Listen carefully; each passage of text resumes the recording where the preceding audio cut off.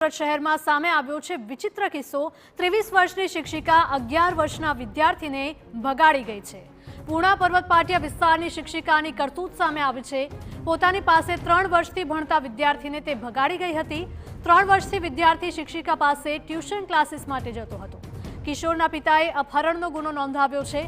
શિક્ષિકા કિશોરને લઈને ઊંઝા ગઈ હોવાની આશંકા છે। શિક્ષિકાનું છેલ્લું લોકેશન રેલવે સ્ટેશનનું હતું। શિક્ષિકાનો મોબાઈલ નંબર પણ આવી રહ્યો છે બંધ। પૂર્ણા પોલીસે 6 ટીમ બનાવી વધારે તપાસ હાથ ધરી છે। फ़ोन लगाया था 5:30 बजे, उसके टीचर ने फ़ोन नहीं उठाया था। मेरा है उसके घर पे गया तो उसका घर का भी फ़ोन नहीं उठाया। घर के बाद फ़ोन उसने स्विच ऑफ कर दिया। हमने बच्चे को ढूंढने लगा, अभी हमको दिखाई नहीं दिया था हमको बच्चा मेरा। फिर बच्चा ने कहीं कैमरे चेक किए तो वहाँ पे सामान खरीदारी करते हुए वो मैडम और मेरा बच्चा दोनों साथ में दिखाई दिए। ऐसा हमने कुछ डर नहीं था हमको, बच्चा ऐसा निकल जाएगा, लड़की ऐसे निकल जाएगी।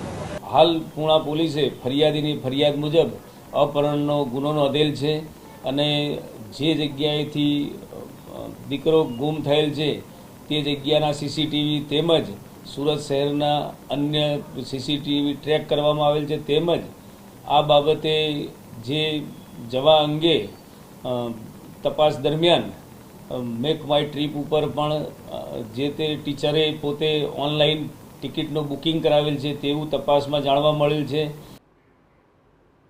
વડોદરાના પાદરામાં